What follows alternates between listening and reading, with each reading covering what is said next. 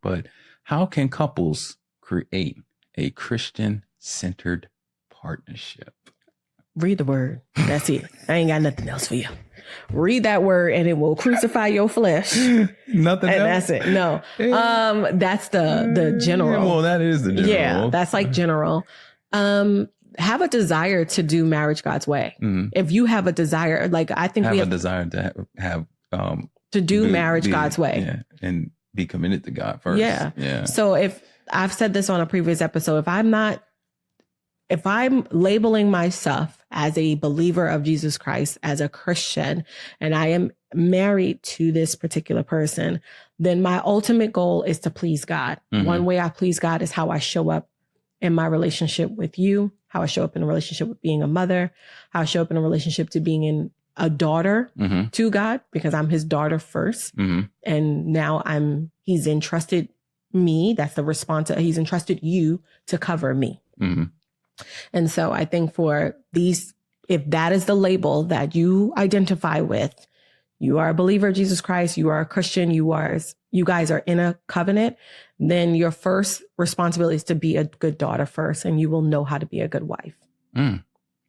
Okay. But okay. What can we do better? What can we do better? As a Christian-centered partnership? We can do a lot of things better. Right. So give some general ideas of what we could do better.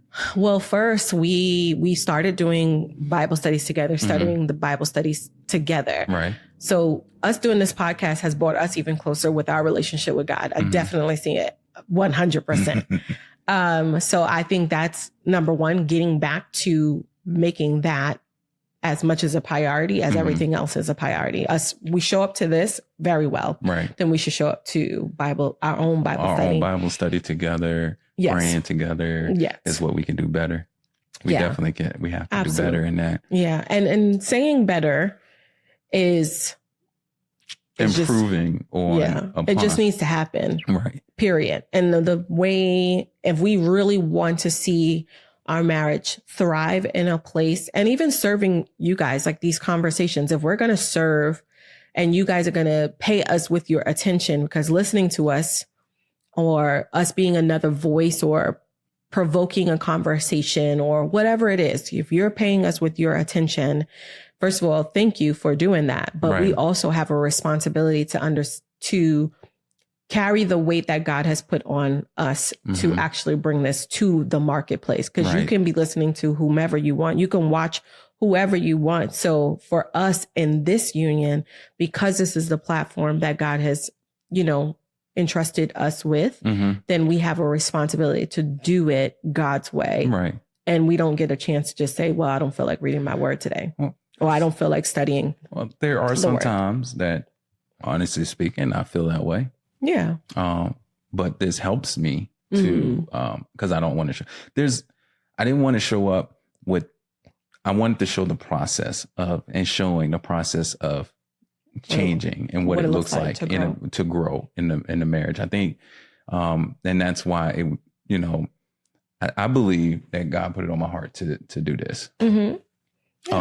And not show up to be perfect Patty mm-hmm. or perfect Terrence, or wait until Terrence read the whole Bible. Terrence has got he's all I love God. Just going on the journey and showing this will help other couples who are engaged or who's married mm-hmm. Walk through their situations and issues and problems, if they have issues or problems, or if they don't have issues and problems, but this is opening up the door for better mm-hmm. communication, to be completely honest with themselves and with each other. Yeah. And that's beautiful, because I think that a lot of people don't like to show the journey, mm-hmm. including myself. I'm like, I don't want to show this journey. No.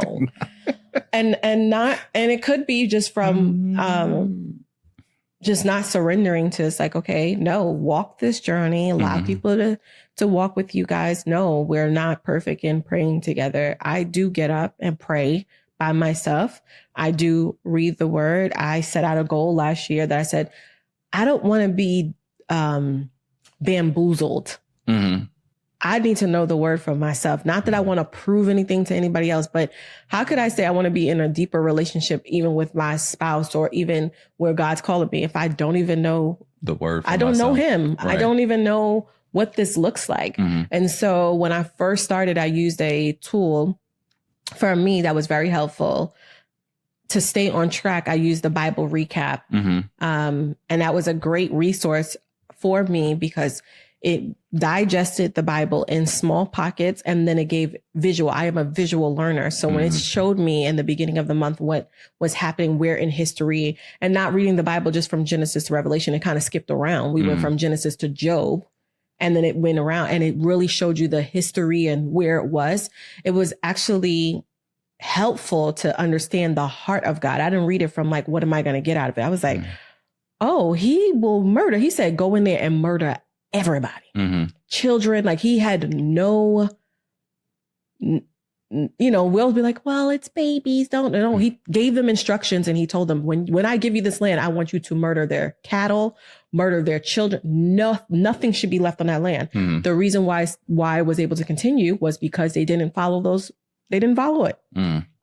Right. So I just wanted to know the heart of God. And so because I started to desire to know the heart of God, and now I'm going to do it again, it's just a part of my walk. I think that we can do it together. It's a great resource. I think you will love it. I mentioned it before. Now I'm putting you on the spot. So ask them in the chat. I'm very, what can I say? Rigid. And when I say rigid, meaning like if a book isn't supposed to be in a certain order, I have to read it in that order. If that makes sense. And that's fine. Right. You didn't know that would be the case because when you start the plan, you wouldn't know that you're skipping around. But how wouldn't I know if I'm reading, if my face is in the Bible itself, how would I not It know? is the Bible. You could actually have the Bible.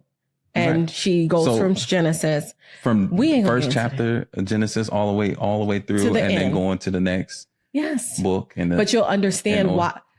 It's called, what is it? Chronological order and then the other order. It goes in the history of the Bible. Gotcha. Yeah. Okay. So it takes you through the history. It's a great resource for those who say, I want to read the Bible in a whole year. It is. Now there's other ones there, but this particular one, they have it on YouTube. They have it on audio podcast. They have a book form, like whatever type of learner you are. They got you covered. And it's really good. And even I got my kids to start watching it and they love watching it. Like, oh, this is this person. This is what happened. They're able to see it in another form. So it's a great resource. But for us doing this podcast, even though the topic was happy wife, happy life, and now we're talking about our faith, that is it. That is what makes it happy. That is the oneness. It's not Angelica's happy or Terrence is happy or whoever in your relationship, whatever your names are, has nothing to do with that.